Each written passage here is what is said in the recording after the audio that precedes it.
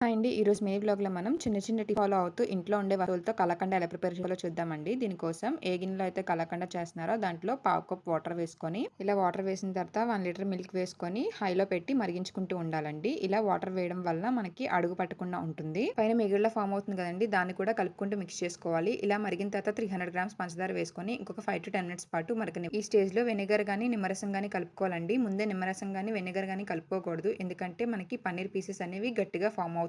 మీకు ఎంతైతే వెనిగర్ గాని నిమ్మరసం పడుతుంది అనుకుంటున్నారో అంతే వేసుకోవాలండి. ఎక్కువ వేసినా సరే పులుపుతనం వచ్చేస్తుంది. పన్నీర్ పీసెస్ అనేవి రౌండ్ బాల్స్ గా ఫామ్ అయిన తర్వాత మనకి ఎలా అయితే కలాకండలో చిన్న చిన్న బాల్స్ ఉంటాయో అలా ఫామ్ అయిన తర్వాత ఇలాచీ పౌడర్ ఇంకా 2 స్పూన్స్ నెయ్యి వేసుకొని బాగా మిక్స్ చేసుకోవాలి.